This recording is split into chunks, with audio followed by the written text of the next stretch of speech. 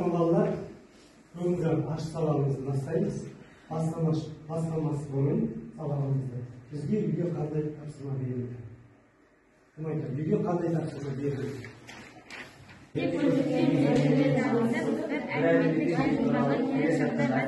Yani sizlerge video verilgen tapsırma әлеуметтік желілердің әртүрлі суреттер берілген. Осы суреттер бойынша әрқайсысын білгендеріңді жай-жақты талқылап айтып олардың. Мен бұл тапсырманы мен сөйлеймін әдісі бойынша үй тапсырмасын құрайды. Ол әдістің қандай ерекшелігі бар?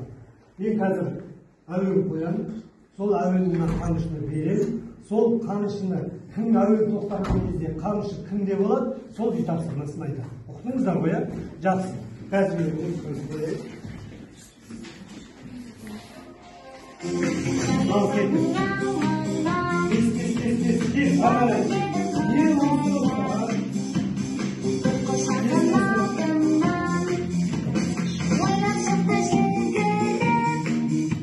Kimye oldu? Yapsın. Hayır, bir duralım. Siz bittiniz.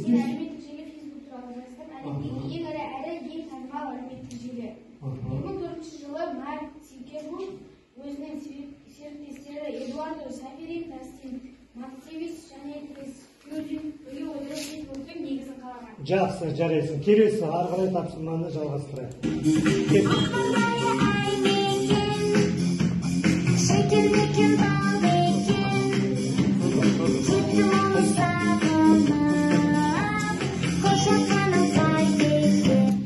Жақсы, күлген. Тез тапсыр. Facebook әлемдегі ең ірі әрі танымал әлеуметтік желі.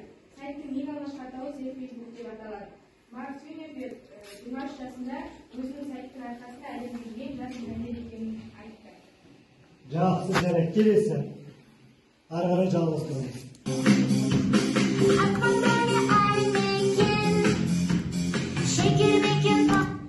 Кім жауап? Менің ойымша Google әлеуметтік желісі болашақта 10 есе тез жұмыс істейді. Дыбыспен басқарылады. Іздеген ақпаратты суреттерін ұялы телефонның сыртына шығарып көрсетеді деп ойлаймын. Жақсы. Келесі ары қарай сабағымызды жалғастырайық. Беріңіз Кімде алды? Нұрдос. Тездетеміз, тездет. YouTube ол әлемдегі желілердің бірі. Қандай? Жақсы, YouTube. YouTube ол телефондарға және TikTok'қа шектеледі. YouTube пайдасы ол адамдардың керекті сабақтарына және көптеген керек заттарға арналған YouTube арнасы болады. Жақсы. Кесі барған.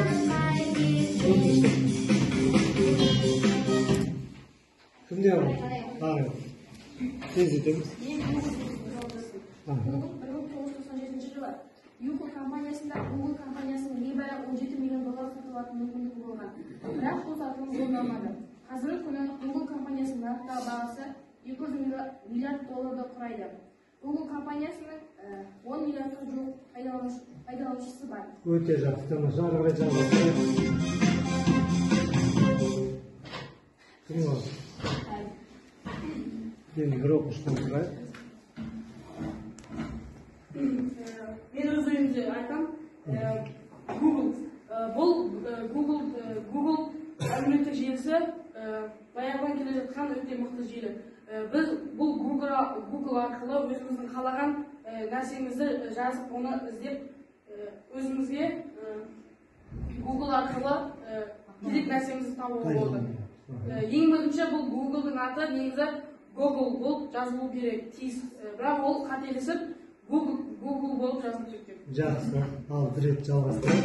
Бір оқушыдан сұрайық. Ары қарай.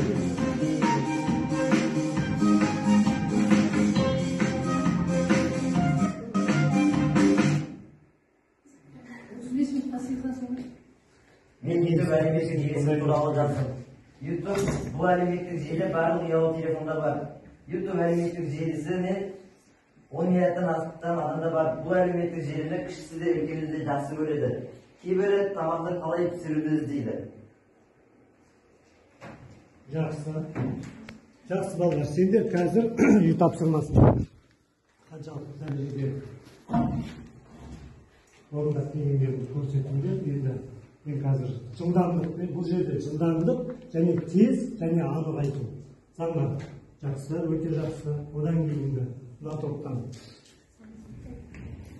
жақсы, Самирхан жақсы, өте жақсы екеуіңізге мына топты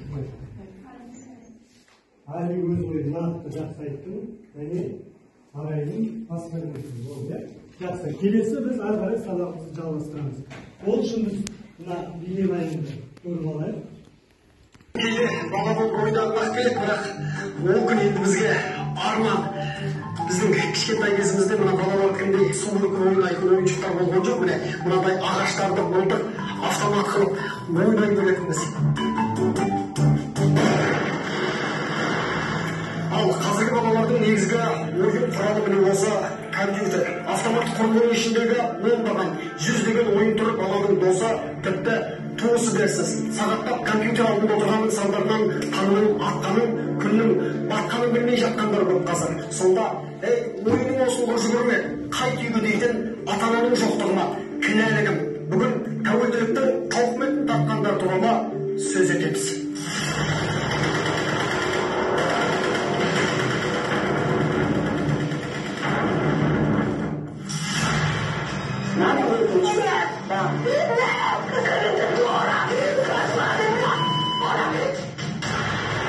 Қазір балалар арасында тура осы сияқты өзге түгіл өзін де түсінбейтін, айналасындағылармен араласпайтын, басқаның жан қиналысын сезініп, сөйлеспейтін қалге жеткендер көп. Мамандардың айтуынша, бала 3-4 жасынан бастап компьютерлік ойындарға қызығатын көрінеді. Мұндай кезде баланы компьютерге мүлде жақындатуға болмайды. Өйткені баланың ағзасы техникалық салмақта көтере алмай қалуы мүмкін. Сондықтан 7 жастан асқаннан кейін ғана аптасына бір рет және аз уақыт компьютерге үйреткеніңіз жөн деп санайды. Біздің статистика бойынша 16-тан 35 жасқа дейін 80. Не білдің? Онда бүгінгі сабағымыздың жалпы тақырыбы, сабағымыз немен байланысты болуы мүмкін? Компьютер, жалпы әлеуметтік желімен тікелей байланысты екенін байқадық. Олай болатын болса, біз қазір топқа бөліну үшін өзіміз бағана айтып өттік, не деген көптеген желілерді өттіре, осы желілер бойынша мына жерден алып, әрқайсымыз топқа отырмыз. Тестпен отырмыз.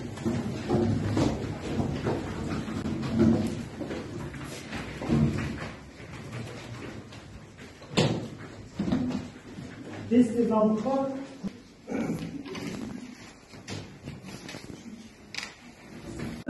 біз тақтаға көз жүгірдік.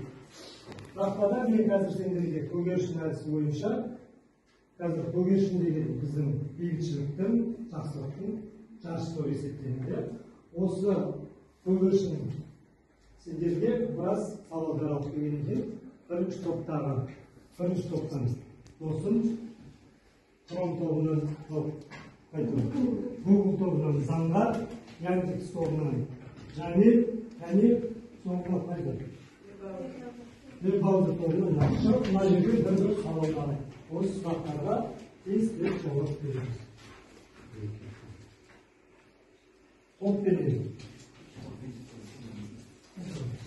Топпен араласам 1 минуттың ішінде.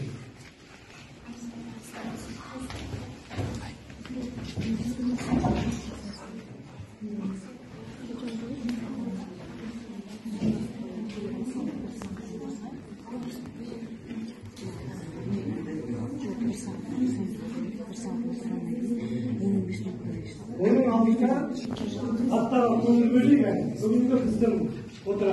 Бүгінгі біздің проблемалық сұрақтарды құрастыру және етістіктің жедел бұрынғы ауыспалы өткен шақ түрлерінде тілдесім барысында қолдану.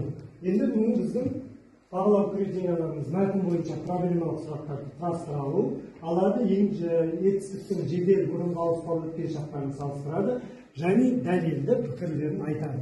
Осы критерияларды негізге ала отырып, тапсырмаларды орындайық. Алып кірсек. Оның пайдалы жақтары да зиян. Енді ол неге бізді жауымыз айналып келді? Қамшытырмыз. Жақсы. Өйткені біз компьютерда орта уақыт отырғанымызды сезбей білмей қаламыз. Сол үшін компьютер біздің ағзамызға өзінің зиянды жақтарын алып келеді. Мысалы, омыртқамыз қисаяды, көзіміз нашар көре бастайды, және есте сақтау қабілетіміз төмендейді. Бұл жауабыңызға айналды бір себебі. Жақсы, келесі хромтомыз болсын. Хром біздің өзіміздің уақытымызды алады, және біз компьютерден уақытымызды тұтады. Біз одан не ойнап, не істеп қойғанымызды, оған сонша беріп кеткенімізге не істегенімізді өзіміз білмей қаламыз. Жақсы, адамның ойы шектен шығып кетеді. Жақсы, тағы қандай? Компьютер біздің миымызды олап, жүйкеге салмақ түсіреді. Миымызды олап, жүйкеге салмақ түсіреді. Салмақ түсіреді, өте жақсы. Келесі, қандай? Компьютер ең алдымен адамның миын улай бастайды. Содан соң денсаулығына қауіптенеді. Адамның денсаулығына қауіптенеді. Жақсы.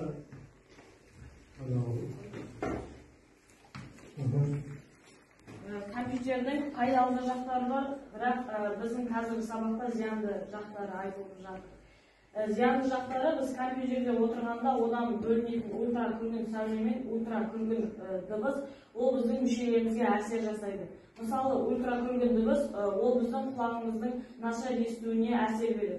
Ал ультракүлгін сәуле ол біздің көзіміздің нашарлауына және де ақпараттарды жеткізбеуіне әкеліп соғады. Жақсы, жарайсың. Енді көбісінің тікелей сұрақтарға кім жауап береді? Бар ма? Оқыңдаршы, не деген сұрақ? Кім жауап береді? Ғаламтордан қандай пайдалы нәрселерді аласың? Мен ғаламтордан өзіме керекті мәліметтерді аламын, өзіме қажетті пайдалы ақпараттарды көремін, және де өзім білмеген қызықты ақпараттарды білемін. Жақсы, өте жақсы. Келесі хромтомның бірі. Ғаламторда қай сайтқа жиі кіресіңдер? Мен WhatsApp, Chrome, Google, YouTube, Facebook және де Chromeға да көп кіремін. Өте жақсы. Келесі. Күніне неше сағат ғаламторда отырасың? Біз күніне бір жарым сағат отырамыз. Бір жарым сағат отырасың. Жарайсың. Келесі. Компьютерде жұмыс жасауда қанша уақыт аралығында үзіліс жасайсың?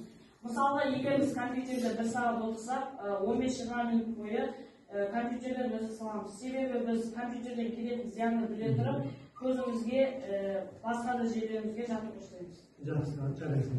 Енді бұл тапсырма жақсы. Көңілшінің тапсырмасының толық, жайнақты орындап беруге қазір сап айтқан Гүлнұр, Наз, Дулат, Арайдың Дулаттай және Заңғар сендерге жақсы, өте жақсы деген бағаны қоямыз. Ары қарай біз тапсырмамызды орындау үшін сиқырлы қалам әдісін қолданбайық. Бұл сиқырлы қалам әдісінде сендерге кітапта мәтін берілген, мәтін оқылы мәтін ал қарақат оқылы мәтін оқимыз және осы мәтін бойынша сиқырлы қаламға және пайдасы туралы әркім өз ойларыңызды жазып тез тапсырамыз. Компьютердің зияны туралы мақалалар өткен ғасырдың 80-ші жылдарынан бастап жарық көре бастады. Әсіресе алуан түрлі ойындардың балалардың денсаулығына жүйке жүйесіне зақым келтіретіні сол кезде ғылыми негізде дәлелденген. Сонымен компьютердің адам ағзасына бұл мәтінде компьютердің несі айтылған? Көп жағдайда зияны. Енді біз сиқырлы қалам бойынша пайдалы жағында жазамыз және зиянды жағында жеке жұмыс жасаймыз. Қазір бір минуттан айтып кәдімгі соны зияны мен пайдасын жасырайық.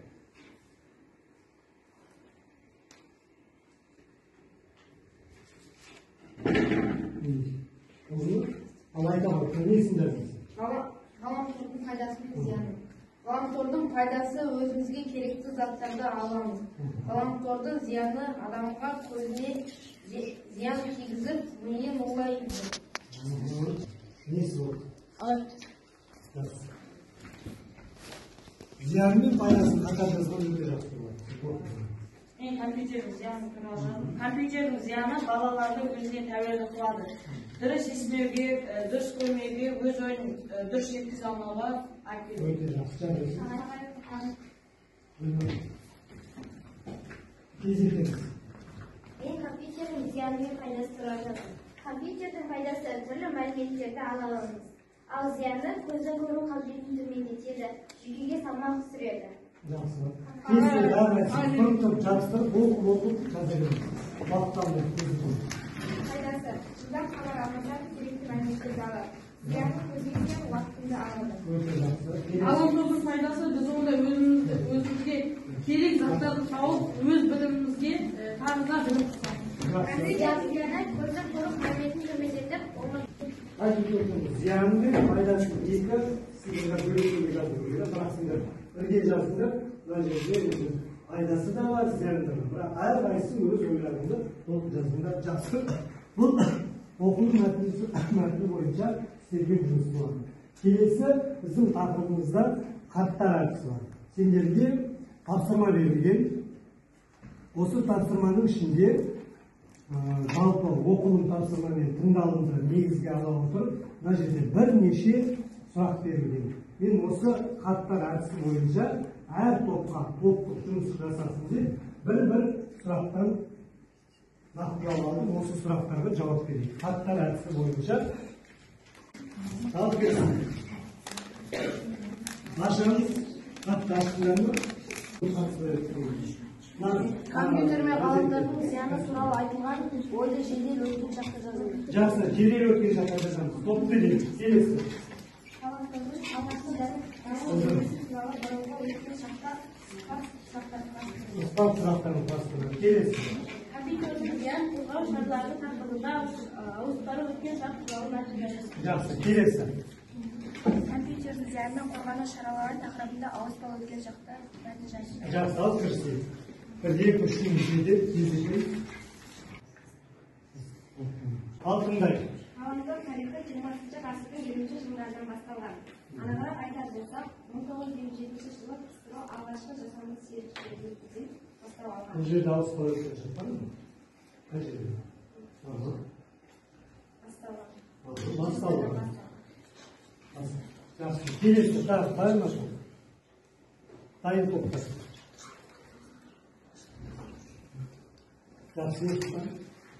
Компьютер мен ғаламтордың зияны туралы айтылған ойды жедел өткен шаққа жазылды. Ғаламтор адам уақытын көп алады. Оның зияны көп болды. Адамдар арасында қарым-қатынас төмендеді. Денсаулыққа зиян миға көп әсер етеді. Жақсы, бар ма? Қай жерде? Көп болды. Қандай тақыр? Көп болады. Жоқ, несі? Жедел өткен шаға. Қандай? Көп болады. Жақсы, тағы. Яндик столы. Үндеместер. Келесі.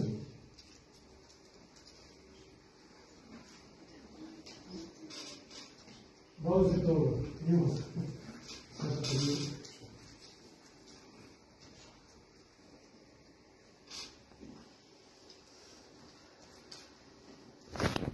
Қай жерде біледі екенсін көреміз. Енді, мынау не бұл? Көз. Қазақ тілінде неше сөзтар бар? 9 сөзтар бар, ә?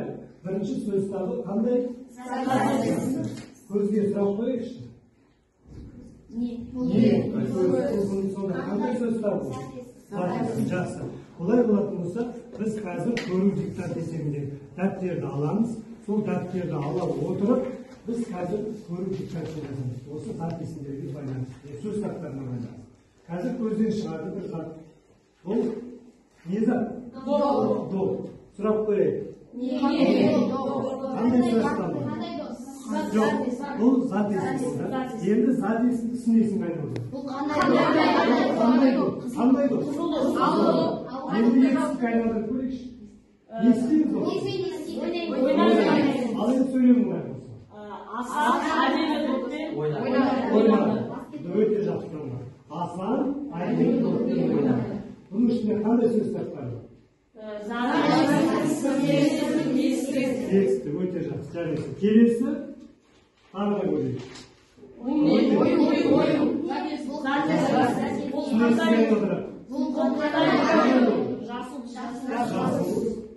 не істейді ойын?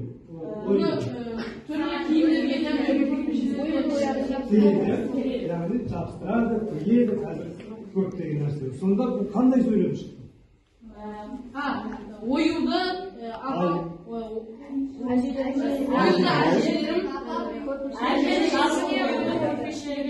тіпті өте жақсы. Сонда бұның ішінде қандай сөз таптары шықты?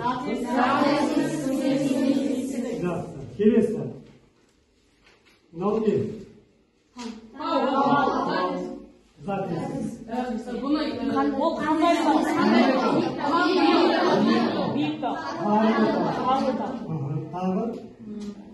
істейді? Қар көшкін болады. Жақсы, тағы не істейді?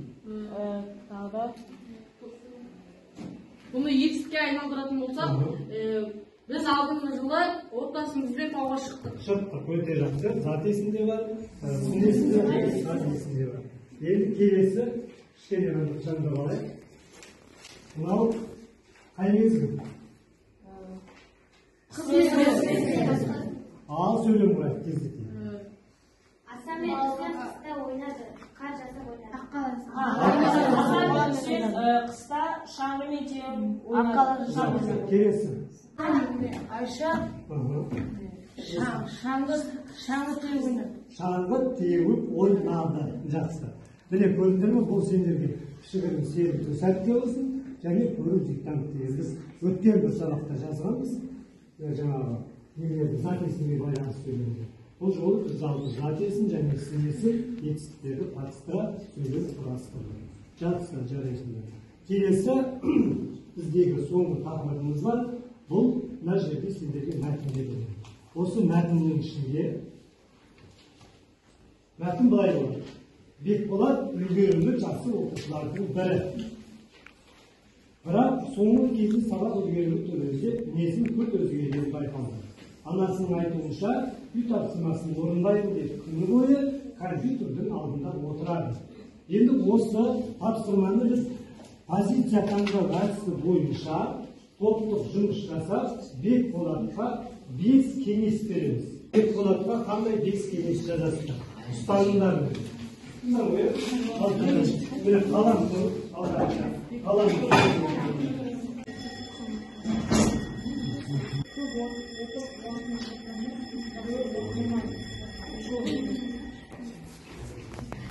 Жақсы, яғни сол дайынбыз дейді. Ал оқиық. Бекболатқа кеңес. Бірінші кеңесті. Сабағына көп көңіл бөл. Арасында үзіліс жаса. Қалай дұрысы? Кітапты көп оқы. Кітапты көп оқы.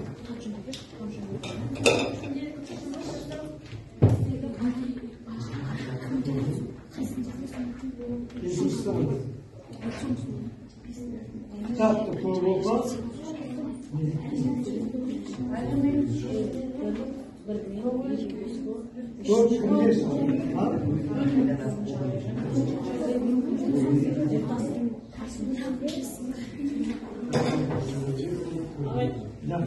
яғни сендердің топтарың Бекболатқа берген. Жақсы, әрқайсысы оқы.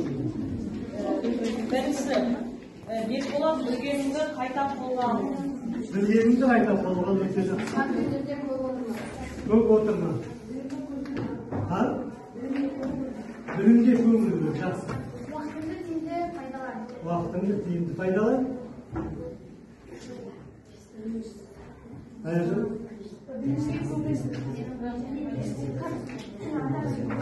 Ата-анаңды тыңдамай қой. Келесі.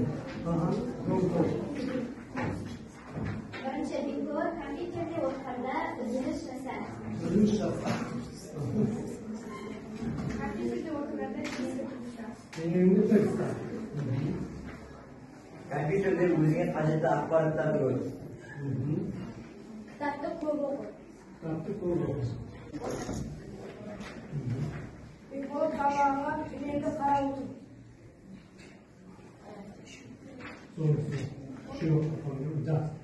Қарап отырғанда барлықтарын бірақ нәрсе айттыңдар, бір-бірлерін көп пайдалы жерінде негізі.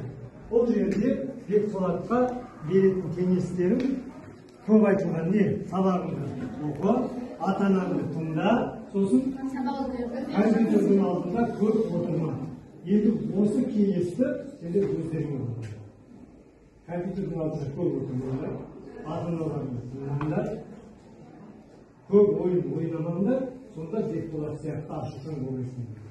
Басты мақсатымыз компьютердің қаншалықты адам баласына зиян екендігін жан-жақты талдап көрсету болады. Қатысқан сабақтарымызға өте рахмет, сабағымыз аяғына жетіп қалды. Мен ондай кері байланыс жасай бермеймін, компьютерге байланысты. Мына жерге әрқайсысын осы кері байланыстың қаншалықты дәрежеде бірінші ойнату, екінші қайталау, үшінші не деп тұр? Тоқтату.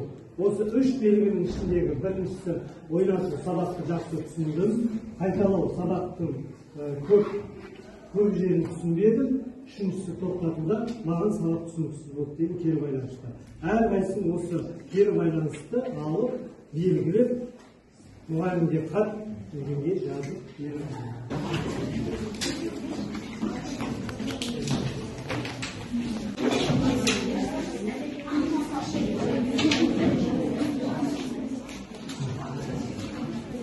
Және екінші стикер бойынша алма-ағашына өздерінің ойларын жазып кетіңдер. Және үйге тапсырма, 5-ші тапсырма ғаламтордың пайдасы мен зияны туралы үй тапсырмасын әкімде жазамыз. Бүгінгі қатысқан сабақтарыңа өте жақсы. Мен қазір берілген бағалау бойынша оқушылардың бағасын бағалайды. Жақсы сабақ аяқталып қалып отырмыз.